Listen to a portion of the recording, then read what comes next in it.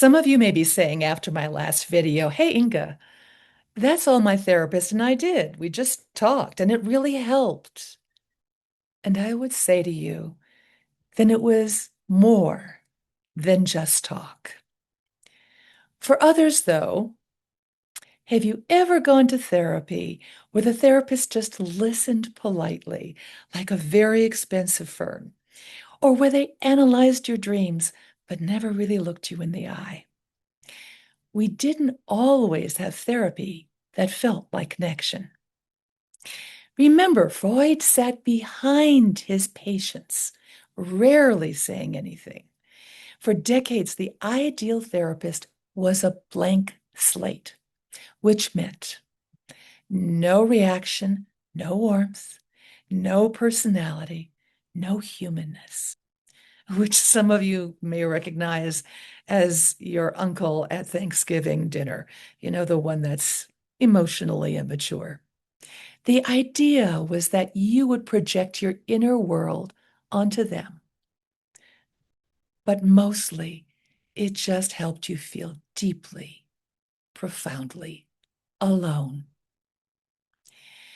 And then a revolution happened, one that went beyond couches and involved concentration camps, wire monkeys, and toddlers having existential crises. Stick with me. Before Ellis and Beck built cognitive therapy, Carl Rogers quietly wandered into the party and asked the most radical question of the 20th century. What if we treated people like people? Rogers proposed three things that sound really obvious today, but were scandalous at the time: empathy, authenticity, and unconditional positive regard. Imagine telling a room full of intellectuals in the 1950s, what if we gave people the respect they deserved and actually got to know them in order for them to better know themselves? And as someone who was in the therapy chair for 2 decades, I can tell you the Rogers formula is harder than it looks. It's not just be nice. It's a kind of attunement, listening not just for what the client says, but what their body is saying, what their voice is doing. Is it trembling, for example? Are their eyes darting? And I'm not just observing, I'm feeling, I'm actually caring, I'm feeling the impact. Especially if you did not grow up with that kind of attunement, and many of us didn't. What do you imagine it would feel like to have someone really get you? Not agree with you, not praise you, just understand. Think of a recent conversation you had with a friend, a partner, a coworker. Now ask yourself, was I listening or just waiting to talk? No shame here. I think many of us do it. Now, when was the last time you felt really listened to? Not fixed, not explained, not rushed, just listened to. Notice what that felt like in your body. And in the next video, I'll explain why that matters.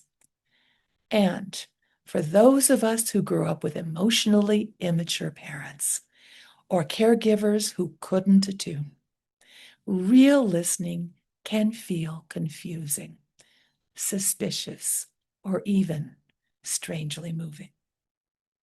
Around this time, Viktor Frankl, a man who knew deep suffering, built a different idea around meaning.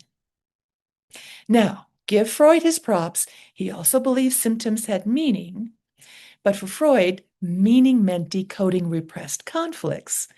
The symptoms pointed backward. Frankl's meaning pointed forward toward purpose, responsibility, values, and spirit. Freud thought symptoms were unconscious being dramatic and mysterious. Frankl thought symptoms were your spirit quietly raising your hand and asking, Why are we even doing this? One looks forward, one looks back.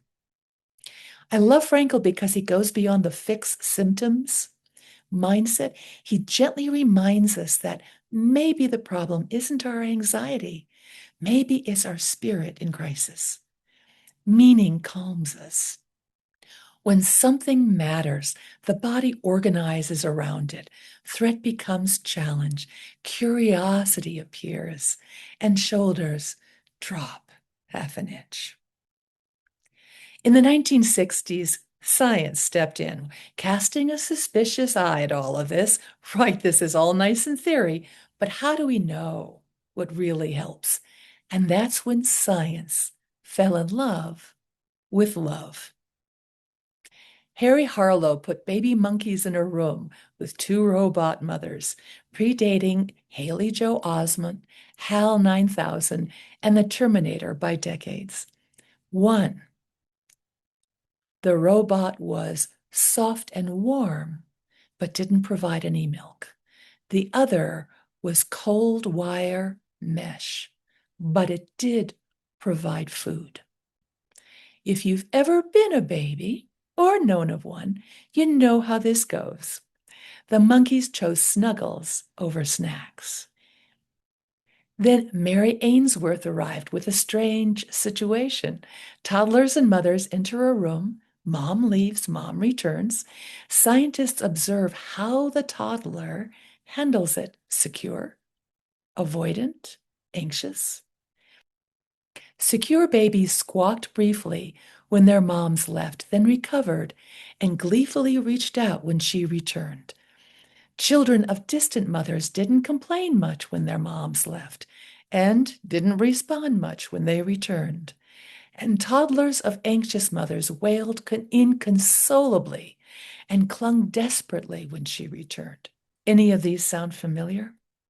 What Harlow and Ainsworth proved was that humans, like monkeys, don't simply crave food and shelter.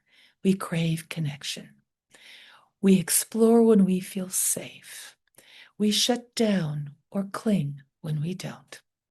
Adults do the same thing, just at work, in group chats, and during the holidays.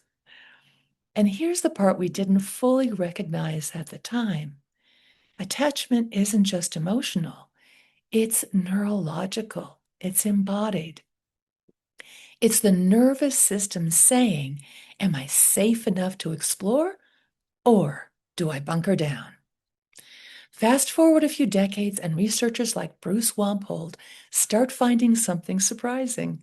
The most reliable predictor of therapy outcomes isn't the technique, whichever technique you're testing. It's the relationship. Turns out empathy, meaning, and secure attachment weren't just nice, they were effective. Science was basically catching up to something babies, monkeys, and Carl Rogers already knew. And today, trauma therapy, somatic therapy, emotionally focused therapy, even cognitive therapies quietly rely on attuned relationships. Not because therapists love kumbaya, but because the body learns through safety and connection. If you're looking for therapies that include this, I recommend AEDP by Diane Fosha for individuals and EFT by Sue Johnson for couples. What can your takeaway be, even if you're not in therapy? Who in your life makes it easier to explore ideas? And who in your life makes you shrink or edit yourself? Who do you feel like you can be messy with? And who do you feel like you must be impressive with?